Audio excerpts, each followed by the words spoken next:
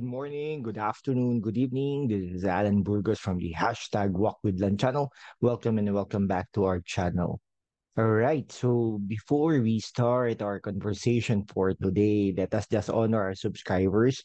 They are now more than 5,000 uh, 380, no? They are 5,380, no? And these subscribers are located around the world. In every continent, we have a subscriber or subscribers. So if you are not yet subscribed to our channel, please do it so that we can be able to maintain and sustain this channel. And then, of course, I want to greet all of you, Happy New Year. Okay, I hope you are all okay and be prosperous in the next coming year. Thank you so much. All right, so ang pag-usapan po natin ngayon ay with regards to the politics, no? So, yan, kasi meron po tayong ano, no? May lumabas pong survey, yung Publicus Asia, no? Last time around ang lumabas na survey ng senatorial ball ay yung sa ano sa Okta Research, no. This time around Publicus Asia naman ang lumabas. So tingnan po natin, no. Tingnan po natin. So let me just share to you the this particular ano ha. Yan. Okay. Okay. So sana nakikita niyo po, no. Yan. Okay, so iano lang po natin, no? Ah, Pag-aralan lang po natin ang mga nakasulat diyan na pangalan, no?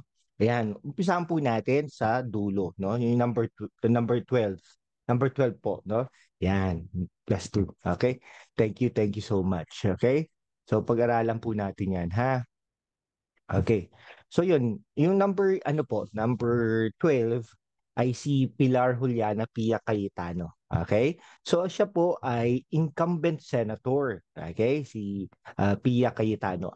Kapatid po yan ni Alan Peter Cayetano. Okay? Athlete po yan. Nagbabike po yan. Tumatakbo. Okay? Tapos si Cayetano po ay anak po yun ng dating senador, si Kumpanyero Cayetano. Okay? Ano po yan? Dating congresswoman din po yan ng Taguig Pateros or Taguig lang po, no? Okay? Ano po yan?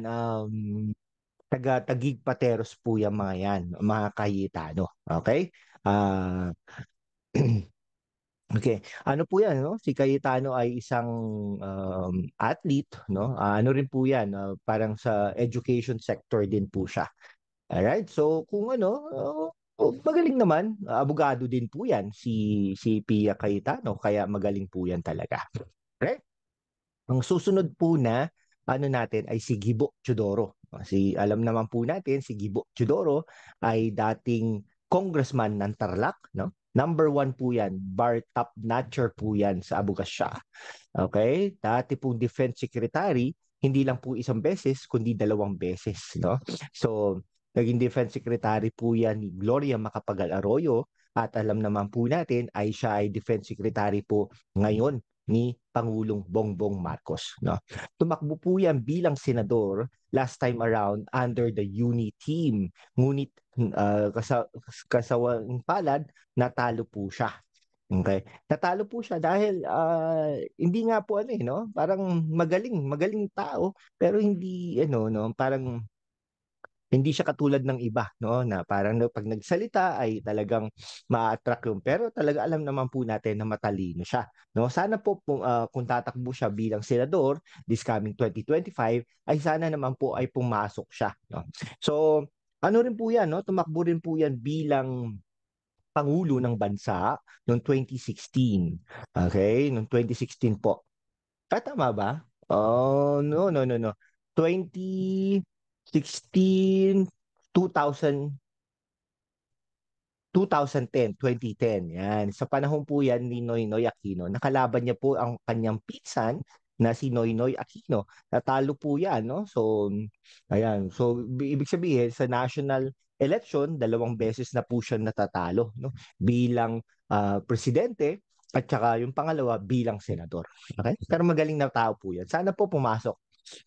Okay. Ang susunod naman po natin na sa survey na ito ay si dating Vice President, no? Lenny Robredo, no?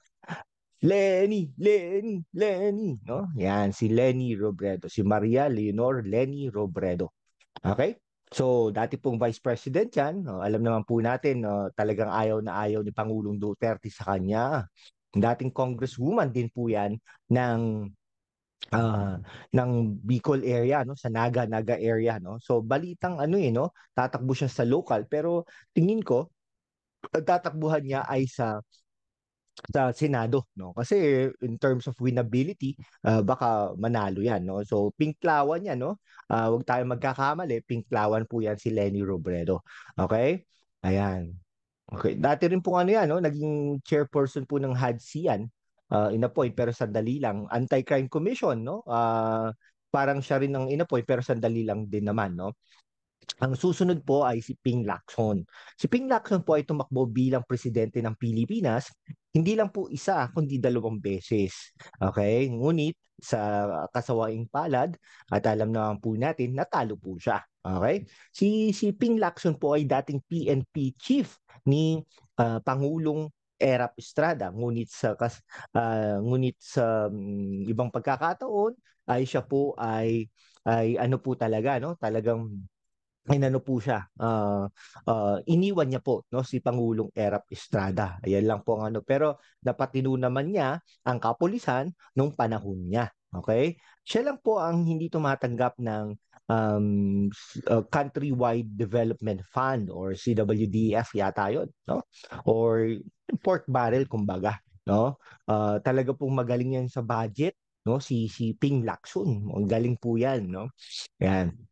Ah, ayan, magaling po 'yan sa ano yan, sa crime, no? Sa crime investigation at saka sa peace and order. Ayan, at saka marami na rin pong naipasang batas yan si Ping Lacson, okay? Ayan, pag sa Senado nanalo siya. Pero sa pagkapangulo ay hindi po talaga manalo man nalo yan, no? Talagang kaparehas din po siya ni Gibo Chodoro na pag nagsalita sa stage ay nakakapagsalita naman pero hindi siya parang hindi nakaka-relate ang mga tao sa kanila. Okay? Yan si Ping Lacson. Ang susunod po diyan ay si Isko Moreno Domagoso, no? Gedli. Yan. Si Francisco Isko Moreno ay dati pong konsihal, dati pong vice mayor, dati pong mayor ng Maynila, no? Naging ano rin po yan mga yan, assistant secretary ng DSWD at meron pa isa parang co-chairperson ng yung um, uh, train agency ng government. Okay? So yun, ang ano po yan, ang problema lang po sa kanya ay talaga yung loyalty din, no? Katulad ni Ping Lacson. Kasi si Domagoso ay dati pong vice mayor ni Erap Estrada. Okay? So nakadalawang term pa lang, ay sorry, tama, naging vice mayor ni Erap Estrada, tumakbong senador, natalo, no? Itong pagbalik niya, no, ginawa na niyang vice mayor si Hani Lacuna at saka tumakbo siyang mayor. Okay? Yan, mga kapanalig ni Isko Moreno, si Erap Estrada, siya ang nagdala, no, sa Maynila kay Erap Estrada na tumakbo, no, para matalo si Lim yata yon. Okay? Something like that, no? So, tapos ngayon ay host siya ng Itbulaga. Okay? Sa Itbulaga, no? Gedli. Okay? So, yan. Alright, so ang susunod po dyan ay another host po ng Itbulaga, yung other Itbulaga, yung original Itbulaga kumbaga, no? Si Tito Sen, no? Alam naman po natin, si Tito Sen ay naging Senate President, no? Naging Senate President, naging senador, ang dami yan, majority floor leader, madami yan, talagang super experience. Pero natalo na rin po yan si Tito Soto, no? Tito Soto, yung panahon yata ng ERAP, no? Parang ganyan. Naging vice mayor din po yan ng Quezon City isang beses. Okay? Tapos naging senador na, tuloy-tuloy na yan. Tumakbo po bilang vice president yan, no? Yung una, under Gloria Macapagal Arroyo, umatras siya, no? Umatras siya. So hindi po siya nagtuloy bilang vice president. No, last time around, tumakbo na rin po namang vice president yan, ngunit natalo po yan ni Sara Duterte. No, pangalawa lang po siya, no, if I'm not mistaken. No, pero malayo, milya-milya, no? Pangatlo si Kiko Pangilinan yata, no? Parang gano'n. Ayan, si Tito Soto. Okay?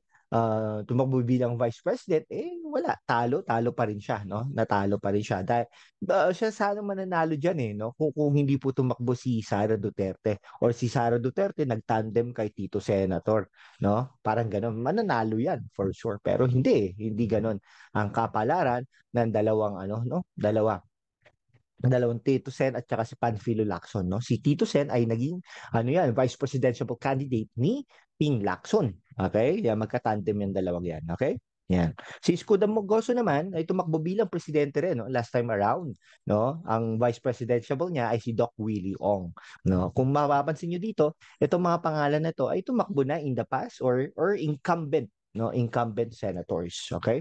Yan. Ang next natin diyan ay si Ronald Bato de la Rosa. Si Bato de la Rosa po ay isang dating PNP chief na katulad po yan Ping Lacson.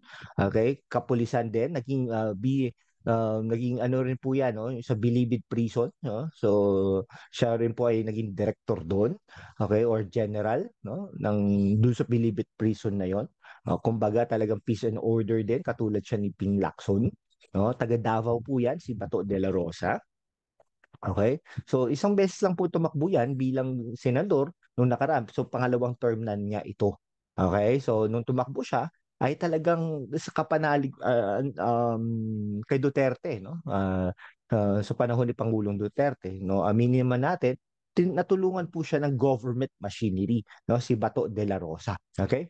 Ang susunod po diyan ay si Maria Imelda Aimee Marcos, no? Okay? Alam naman po natin si Amy Marcos ay kapatid ni Bongbong Marcos, ang ating Pangulo. Pero si Amy po ay kahit kapatid ay talagang lumalaban kung gustong lumaban kay Bongbong Marcos at saka mga pulisiya niya. Okay? Ay, yun ang maganda. No? Si Amy Marcos ay taga Ilocos Norte, naging gobernador ng Ilocos Norte, naging congresswoman ng matagal, no? Tapos naging ano pa yan, no? Parang kabataang barangay kumbaga, no? So talagang may experience na tapos senator, no? Napapabalitan tatakbo ng sa Maynila, pero tingin ko hindi talaga papatok si Amy sa Maynila unless otherwise talagang mag-giveaway si Hani Lacuna. Okay? Yan. Ang susunod po natin ay yung Special Assistant to the President, Christopher Bongo, dati, no? Matalik na kaibigan ni Pangulong Duterte, no? Ang taas niya, no? At saka ngayon, no, hanggang pag-iikot ka ng bansa ay makikita mo na ang kanyang mga ano tawag doon, yung mga pulyetos kumbaga, no, yung mga banners niya nandun na, no, si Christopher Bongo, no. So as early as now, nag-uumpisa na 'yan. Okay? So kasabayan niya ni yung Bato de la Rosa, okay, last time around at pati si Francis Tolentino. Si Francis Tolentino, nagtataka tayo, wala po dyan. Hindi nga po natin alam bakit wala po dyan. No? Baka nga talagang ano, no? Baka matalo po yun si Francis Tolentino kung talagang ano, no? Ah, kasi sa mga surveys, no? Talagang mahina siya, kumbaga. Alright? Ayan, si Christopher Bongo. Okay, ang next po natin ay si Doc Willie Ong. No? Si Doc Willie Ong po ay dating vice presidential candidate ni Isko Moreno, ngunit natalo po naman yan. No? So, YouTuber po to, no? Si Doc Willie Ong. No? Nag-offer po yan ng mga free services. Ayan, sa mga subscribers ni Doc Willie Ong, baka naman, okay, baka naman, no? Subscribe lang po tayo sa #walkwithlan. Okay, so ayan. Oh, for sure, no, mananalo ito, no? Kasi kung dati po, tumakbo rin po senador ito, no? Sa lakas NUCD, pero natalo, no? So, last time around ay tumakbo bilang kasama ni Isko Moreno, ngunit natalo po talaga sila, no? Ang susunod po natin ay Erwin Tulfo, no? Dating DSWD Secretary, no? Pero hindi po yan na-confirm. Ngayon ay naging congressman ng ACT-CIS ng mga Tulfos. Okay? Yan. Naging congressman po yan.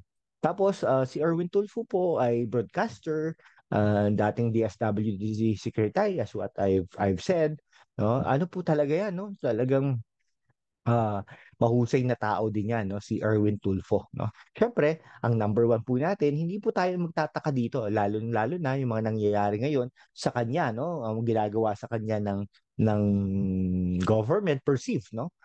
Perception natin ay si Rodrigo Roa Duterte, si Digong, no? Si Digong po ay dating presidente po natin, no? Last ano lang, no? Before Bongbong Marcos, no? Si Rodrigo Roa Duterte ay naging vice mayor, naging prosecutor sa Davao City. So alam na niya yan, no? Ngayon, tingin ko mahal na mahal yan ng mga ano, no? Kapulisan at kasundaluhan. Dahil nga po, nung panahon niya talagang nag-increase siya one time big time no sa mga pulis at saka sa mga sundalo natin no. Talagang inalagaan niya no. Ay makikita mo naman din 'yon no pag nag-retire yung mga yan parang GMA din. Pag nag-retire yung mga yan talagang ano no, talagang ina-appointaran niya no. Talagang mahal na mahal niya yung mga kapulisan at kasundaluhan no. So hindi po tayo magtataka na ganun din ang sinusukli sa kanya ng kanyang mga kababayan ay ng mga kasundaluhan no si Rodrigo Roa Duterte. Ayan. Ayan, ni-stop sharing ko na po no. So to sum it up, ang number one po natin si Rodrigo Roa Duterte, ang pangalawa po natin si Erwin Tulfo, ang pangatlo po natin ay si Doc Willie Ong, pang-apat Bongo, panglima natin si Amy Marcos, anim De La Rosa, Tito Soto, pang-pito, Isko Moreno, pang-walo, pang-siyam naman natin si Ping Lacson, pang-sampu natin si dating Vice President Lenny Robredo, and 11 natin Gibo Chodoro, and of course, number 12 natin ay si Senator Pia Cayetano. Okay? So, hanggang dito na lang po mga kaibigan ko. No? Maraming salamat po sa inyo. Mabuhay po kayo. Kung hindi ka pa nakapag-subscribe kaibigan, mag-subscribe ka naman dito sa ating channel. #WalkWithLan. Maraming salamat po. God bless you all.